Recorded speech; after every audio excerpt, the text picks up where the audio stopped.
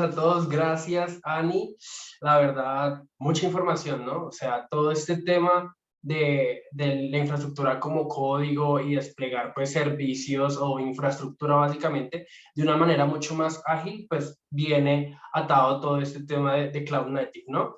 Y para seguir con nuestras sesiones del día de hoy, vamos a continuar entonces con todos estos conceptos que necesitamos tener claros para que las siguientes sesiones pues, puedan ser mucho más amenas en términos de captar inmediatamente la idea, ¿vale? Entonces, en este momento los voy a acompañar yo. ¿Y quién soy yo? Yo soy Jorge Mosquera, hago parte del equipo de conocimiento de Oracle como Cloud Engineer. Nosotros en nuestro equipo de conocimiento apoyamos todo este tipo de iniciativas tanto con ustedes que están necesitados en este sentido de conocimiento, ¿cierto? Y de la cual siempre les vamos a agradecer enormemente que estén presentes aquí. También tengo experiencia con bases de datos, diferentes tipos de tecnologías, más exactamente con Oracle, que ha sido mi core por más de 10 años. Y pues también en este momento, al ser Cloud Engineer, mi rol pues básicamente se expande a todo este concepto de servicios en OCI, desde todo el concepto core, como almacenamiento, máquinas virtuales, bases de datos, red, ¿cierto? Pero en este caso pues nos vamos a enfocar a los servicios que están alineados a este paradigma o a esta iniciativa Cloud Native, ¿ok?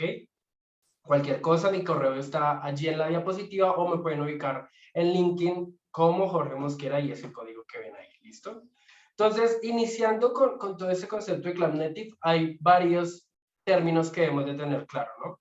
Lo primero es todo este tema de servicio, ¿no? Siempre escuchamos, oye, no, es que el microservicio que el servicio se cayó, que está lento, que no sé qué, pero básicamente a nivel de tecnología, ¿qué es un servicio actualmente? Y básicamente un servicio es una unidad discreta en donde pues tenemos una funcionalidad comercial, sea dar de alto usuarios, sea pagar factura, sea imprimir recibo, etcétera, ¿cierto? En donde están expuestas a una aplicación, ¿cierto? Y lo bueno de estos servicios es que pueden estar dentro de una aplicación para una empresa determinada o lo podemos alinear para varias empresas, ¿no? Muchas de las empresas actualmente piensan en temas de integraciones, en donde yo recibo un mensaje de tal empresa y yo le respondo a otra, o tal cliente me consume y yo le respondo de esta otra manera. Entonces, un servicio es básicamente cualquier funcionalidad que se pueda empaquetar, obviamente, en un concepto tecnológico y de software, ¿no?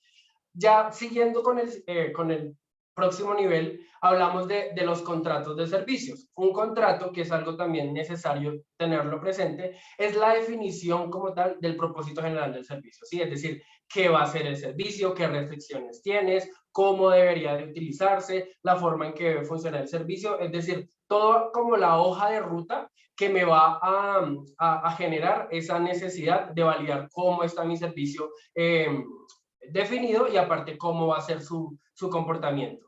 Ya también hablamos de una implementación del servicio o Service Implementation o Deployment, en donde básicamente es el código detrás de escena, es decir, todo lo que cumple ya el contrato es ya cuando el servicio está en vivo, ¿no? Es donde básicamente la aplicación física ya está realizando el trabajo, actúa, ejecuta la lógica, que básicamente es leer prácticamente lo que el servicio dice que debe hacer. Una interfaz de servicio describe todos los medios para acceder a esta funcionalidad y de acuerdo a su contrato, pues básicamente interactuar de alguna u otra manera, ¿cierto? Entonces, como les indicaba, todo este tema de interactuar, todo este tema de integraciones que hay entre nuestros servicios, la interfaz es la que básicamente me va a permitir hacer todo esto. Y finalmente hablamos de quién consume los servicios o el consumidor de servicios y es básicamente como tal la aplicación que lo invoca, ¿no? Como les decía, tengo una interfaz o tengo una integración, quién me va a llegar al servicio para ejecutar su lógica y básicamente obtener un output o un resultado, ¿ok? Para esos tipos de servicios, los servicios actualmente, entre otros, muy seguramente ustedes lo sabrán, tenemos los dos tipos de servicios que se acceden normalmente. Uno, por un lado, tenemos todo el tema de servicios REST y otro, por el otro lado, tenemos los servicios SOAP. Los servicios REST básicamente utiliza métodos de protocolo HTTP para llegar al servicio, como lo son GET, PUT, POST o DELETE, y por lo general pues usan un navegador o interfaz de usuario, o sea, la aplicación móvil o básicamente el web browser que estoy utilizando, ¿cierto? Y básicamente allí por detrás están expuestos mis servicios para mis servicios o funciones para obviamente llegar a las funcionalidades que necesito. Y por el otro lado, a diferencia de los servicios REST, los SOAP no utilizan otro tipo de protocolos adicionales, como por ejemplo son el JCA, el RMI, el JMS, el FTP, el HTTP, entre otros, etcétera. Adicional, a diferencia también de los servicios REST, los servicios SOAP están basados en XML. Entonces, todo el XML pues, es un componente de empaquetado, ¿cierto? En donde yo puedo transferir mis datos de alguna u otra manera y en este caso su formato es XML, ¿no?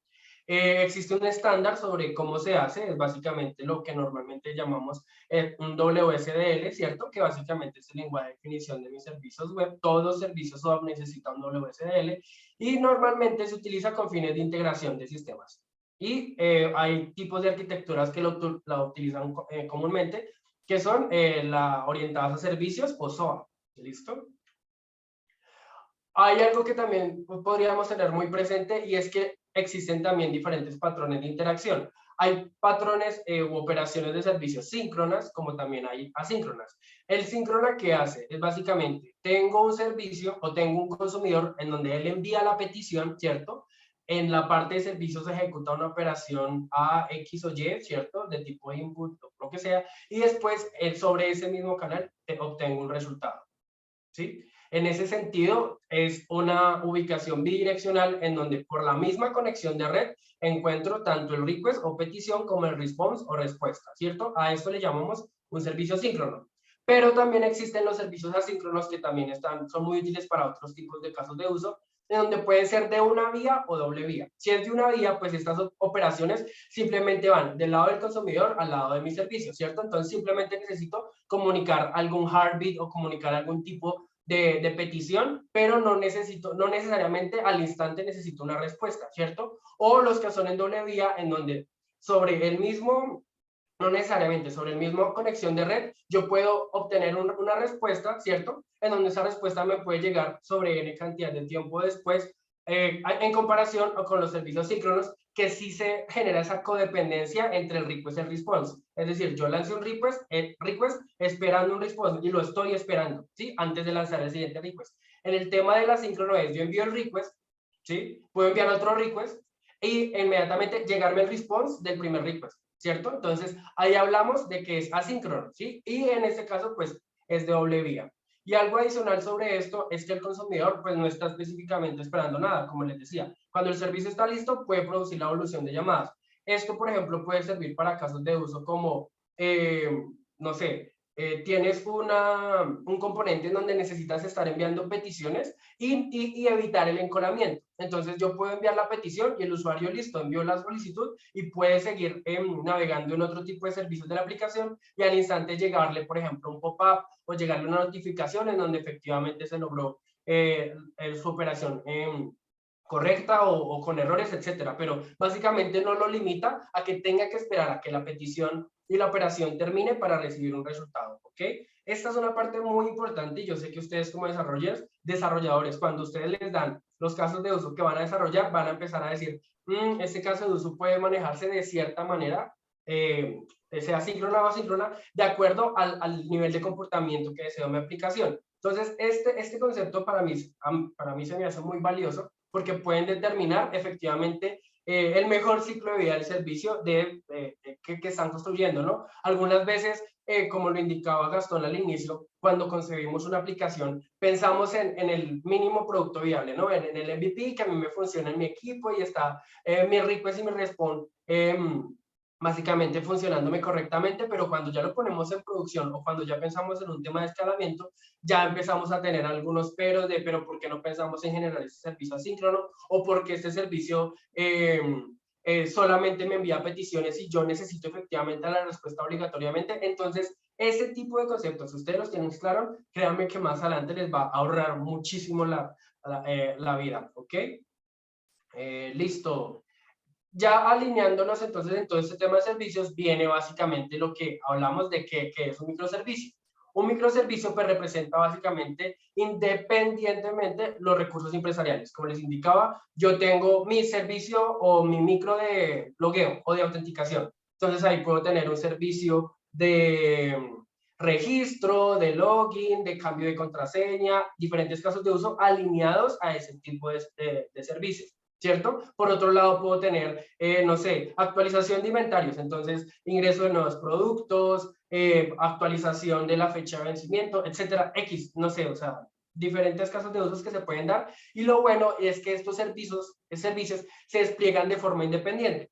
Muy seguramente ustedes pueden tener un concepto de cómo se hacían las cosas antes. Ah, yo tengo un software en donde despliego todo mi componente, tanto mi front como mi back, y mi back es un monolítico ahí que si se me cae todo el back, se me cae toda la aplicación. Diferencia de eso es que básicamente no necesito generar esa dependencia y yo puedo tener un servicio implementado incluso en otro lenguaje diferente a como tengo el servicio implementado en el otro, ¿no? Generalmente este tipo de servicios se implementan con el protocolo REST, como les indicaba hace un rato, ¿sí? Entonces, el servicio REST lo que hace es que envía la petición HTTP y pues se obtiene un resultado obviamente alineado a todos los protocolos que maneja HTTP.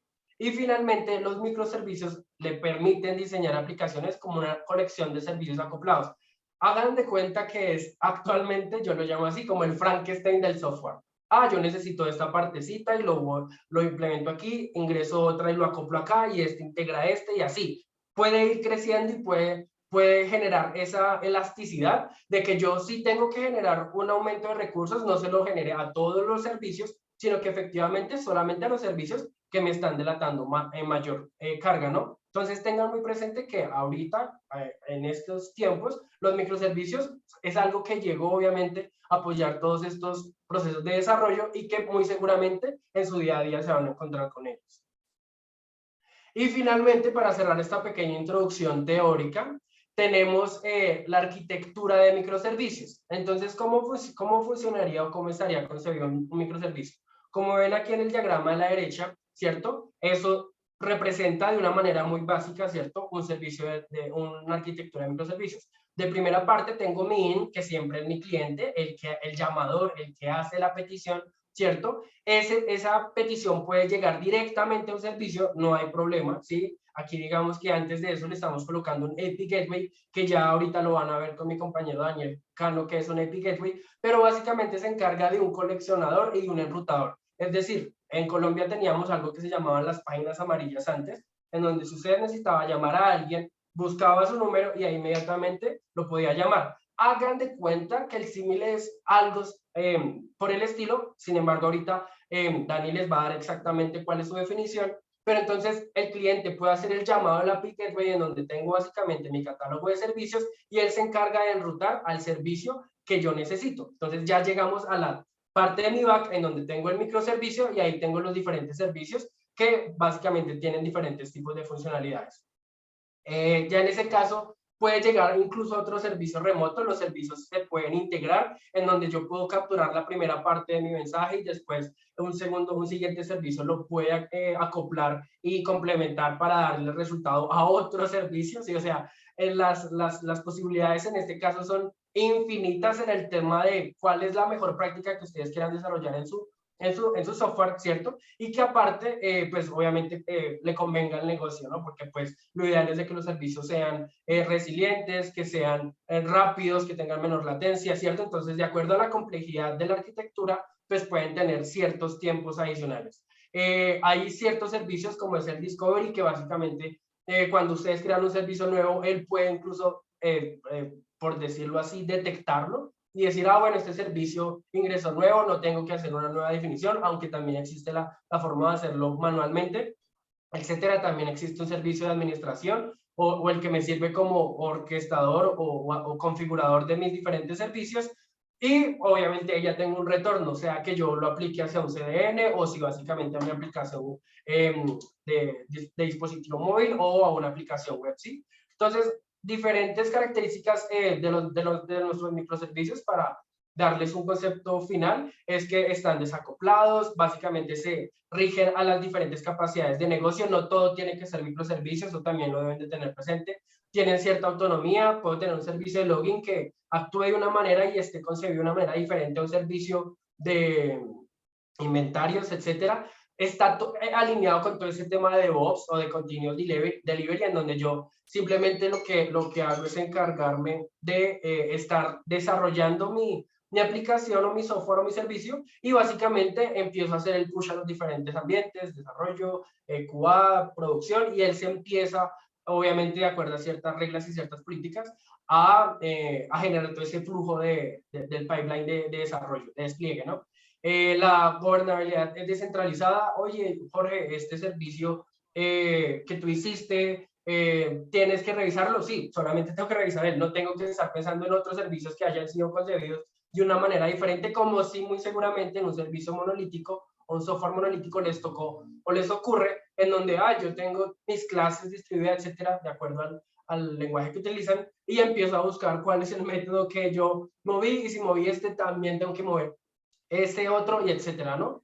Y adicional, la agilidad. Como tú tienes el concepto de que toda la arquitectura de tu servicio es independiente, no tienes que estar perdiendo tiempo en revisar otros temas. Muy seguramente todo el tema de pruebas de regresión en algunos casos son necesarias, pero no tienes que pensar en recorrer nuevamente toda tu aplicación y certificar que funcione completamente, ¿ok? Entonces, como les indicaba, eso es conceptos muy rápidos que ustedes deben de tener presente en su día a día, y ahora que vamos a seguir con las sesiones prácticas, entonces le voy a dar paso a mi compañero Daniel Cano, en donde él va a empezar con esta primera parte para desarrollar o cómo se puede implementar a través de los servicios de OCI una aplicación web, y en mi caso yo voy a continuar con la segunda parte. ¿Listo?